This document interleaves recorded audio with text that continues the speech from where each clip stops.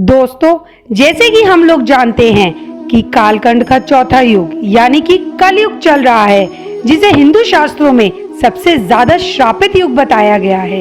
ऐसा माना जाता है कि कलयुग जैसे जैसे अपने चरम पर पहुंचेगा, वैसे वैसे धरती का नाश होना निश्चित है और कलयुग के अंत में भगवान विष्णु पुनः अवतार लेकर धरती पर धर्म की स्थापना करेंगे। परंतु आज की वीडियो में हम आपको बताएंगे कि द्वापर युग में भगवान श्री कृष्ण ने कलयुग के बारे में कौन सी कड़वी सच्चाई बताई थी, जिसे अधिकतर जनमानस नहीं जानते। इसलिए हमारे साथ इस वीडियो के अंत तक बने रहिए ताकि आप भी ये जान सकें कि श्री कृष्ण ने कलयुग के बारे में महाभारत काल में क्या बताया था। महाभारत काल में पांचों पांडवों को कलयुग के बारे में जानने की बहुत जिज्ञासा उठी। वह भगवान श्री कृष्ण के पास गए और उनसे बोले, हे नाथ, कलयुग में मनुष्य कैसा होगा, लोगों के विचार कैसे होंगे और मोक्ष प्राप्ति कैसे मिलेगी। यह प्रश्न सुनकर भगवान श्री कृष्ण मुस्कुराए और बोले, पांडवों, अगर तुम्हें इसका जवाब चाहिए तो उसके लिए तुम सबको वन जाना होगा और वहाँ पर जो कुछ भी तुम देखो आकर मुझे विस्तार से बताना। पांचों पांडव वन चले गए। वे सब अलग अलग दिशा में गए और वापस आकर श्री कृष्ण को उन्होंने क्या बताया, आइए जानते हैं। युधिष्ठिर महाराज ने एक 2 सूंड वाले हाथी को देखा। वह बहुत आश्चर्यचकित हो गए। उन्होंने आके श्री कृष्ण को इस बारे में बताया। श्री कृष्ण बोले, हे युधिष्ठिर, कलयुग में आपको ऐसे ही लोग देखने को मिलेंगे जो बोलेंगे कुछ और करेंगे कुछ। उनके मन में कुछ और होगा और वे दिखाने के लिए कुछ और करेंगे। यह लोग ही दोनों ओर से शासन करेंगे, अर्थात कलयुग में शासकों के लिए आम लोगों का कोई महत्व नहीं होगा। वे सिर्फ राज करने के लिए ही शासन करेंगे। भीम ने देखा कि एक गाय जिसने अभी अभी अपने बच्चे को जन्म दिया है, वह उसको इतना ज्यादा चाट रही थी कि बच्चा लहूलुहान हो गया। यह देखकर भीम दंग रह गया। उन्हें बहुत हैरानी हुई कि एक माँ अपने बच्चे के साथ ऐसा कैसे कर सकती है और वह भगवान श्री कृष्ण से पूछने लगी।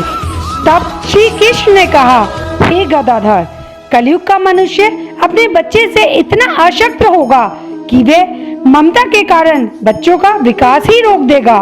यदि किसी का पुत्र साधु बना तो सब दर्शन करने जाएंगे, लेकिन अगर स्वयं का पुत्र साधु बनेगा तो वह दुखी हो जाएगा, रोएगा कि मेरा पुत्र किस राह पे जा रहा है, इसका क्या होगा।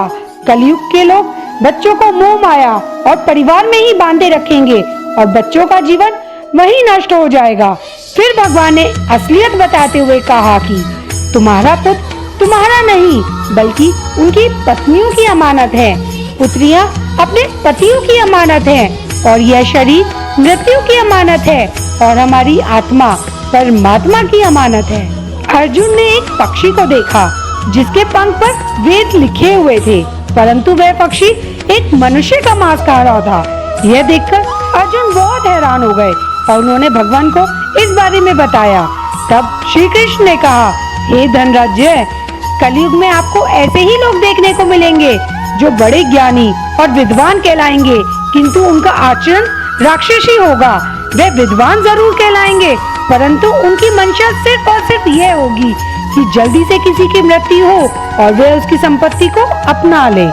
व्यक्ति का ओहदा कितना भी बड़ा क्यों ना हो, उसकी नजरें दूसरों की संपत्ति पर ही रहेंगी। ऐसे लोग बहुत बहुत होंगे जो दूसरों की धन को छीनने के लिए आतुर होंगे, दूसरों के पद को छीनने के लिए कुछ भी करने के लिए तैयार होंगे। लोग धन और संपत्ति के लोभी होंगे और वास्तविकता में तो संत कम होंगे, सिर्फ कोई कोई ही संत होगा। नकुल ने देखा कि एक भारी चट्टान पर्वत से गिरी और बड़े से बड़े वृक्ष भी उसे रोक नहीं पाए थे, परंतु एक छोटे से पौधे से टकराकर वह चट्टान वहीं रुक गई। इसका अर्थ बताते हुए श्री कृष्ण ने कहा, कलयुग में मनुष्य की बुद्धि क्षीण होगी, उसका मन नीचे जाएगा, उसका जीवन पतन होगा और इस पतन को धन या सत्ता रूपी वृक्ष रोकने में कामयाब नहीं होंगे, परंतु हरि नाम रूपी एक छोटे से पौधे से उसका जीवन पतित होने से रुक जाएगा।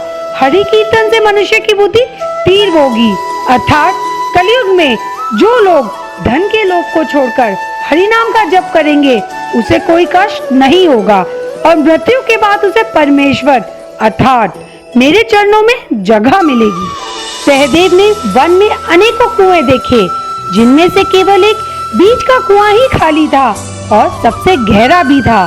कृष्ण ने इसका अर्थ बताते हुए बताया कि कलयुग में धनी व्यक्ति अपने शौक के लिए अर्थात अपने आलीशान भवन बनवाएगा, पुत्रियों के विवाह में, उत्सवों में और ना जाने कहां कहां फिजूल खर्ची करेगा, परंतु किसी जरूरतमंद की सहायता करने में उसे कोई रुचि नहीं होगी। भला ही कोई अपना ही कितना भी दिक्कतों में क्यों ना हो, वह उसे नजरअंदाज कर देगा, परंतु किसी के आंसू पोंछने में उसे कोई रुचि नहीं होगी।